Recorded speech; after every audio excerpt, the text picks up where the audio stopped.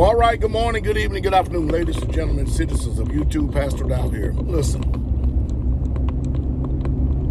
there are instructions inside the book that says that the aged women should teach the younger women how to love their husbands, love their children, and to guide the house. One of the things that we systemically continue to keep running into is immature women, immature people, not only young, but old and young in spirit.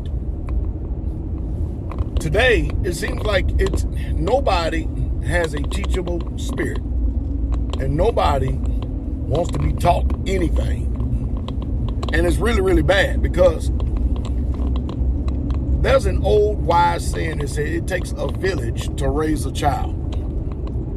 Well, if you don't have a teachable spirit, then you're going to have extreme difficulty, in the village, and not only that, but in the rearing of children. Because when you're a first-time mother, you are learning how to be a mother. You don't know how to be a mother just because you lay down and had children. The whole purpose of the village, the whole purpose of the community, the whole purpose of the tribe is so that you can learn from those who are older, who have already been there and done that. I mean, my oldest son is 35 years old, and my daughter's 33. They're both grown and gone. And I have been living around the Israelites 30 years of my life. Do you think that I possibly, or Mother Carol possibly, could have just a little bit of wisdom and know how to rear and raise children? Now listen, right now, when children are young, they're very impressionable. And when they get a little bit older, we're talking about under age 11, they're still impressionable, but one day those teenage years they're gonna come in. And especially with boys, they start to develop their own mind. For the most part, they are led by their own feelings and emotions and thoughts. Most of them have issues and troubles with being told what to do. Not because they know what's right. Not because they're spending their time to study that word, to gain wisdom and to live after what that word says. But because they believe that they have all the answers to everything in life and nobody understands them. Now, Mark, it makes no difference how, I was a teenager for 13, 14, 15, 16, 17. Stupid dogs out here, man, I tell you. But it makes no difference that I've been there and done it. And it really makes no difference when a lot of people today have been teenagers. And, I've been 20s. I've been in my 20s, I've been in my 30s, been in my 40s, and now I am closer heading towards 60. So I've got a lot of experience in life. But what I'm amazed at is that when you have people that they're supposed to be allegedly following you and listening to you, it's amazing to me how that all of a sudden we don't know anything. Amazing how we don't know anything. We've gotten this far in life.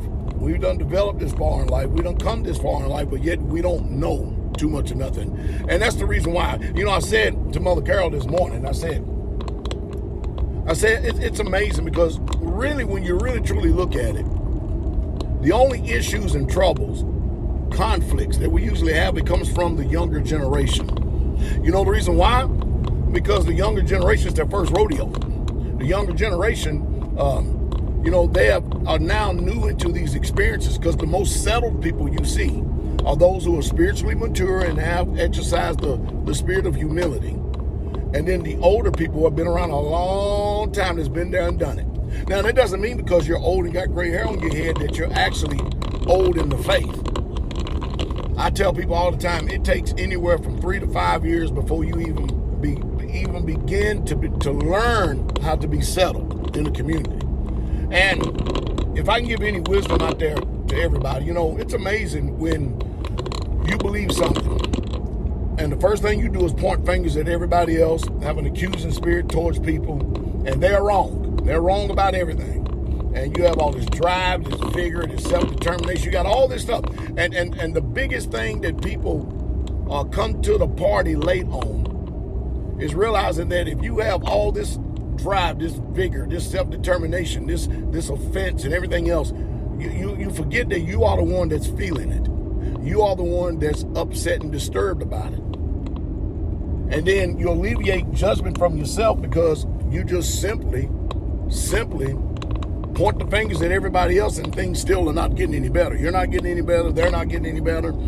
In other words, the moral of this story is take a good look in the mirror. The majority of conflicts and everything that goes on in this world today, a lot of it is because of you. And of course, then there's a spirit out there that starts a conflict with someone, and then if a person defends himself, if a person retaliates, then both of you in conflict, and then it looks like that both of you are wrong because the person that started the conflict now has done did the old things where they're throwing rocks, hiding hands, and accusing. Man, I tell you, see how long I've been doing? I've been doing this a long time. And that is what is a lot of the problem and trouble today. But deliverance is real. And until you get deliverance, it's utterly amazing. I'm utterly amazed how that we're on this path and yet and still everybody, or it seems like a lot of people are still putting forth the finger. And God hates that. And levying charges and attacking everybody else. And even if things even go remotely a little bit your way, you're still not satisfied. It's a bad situation. It really is. The heart is deceitful above all things, and it is desperately wicked.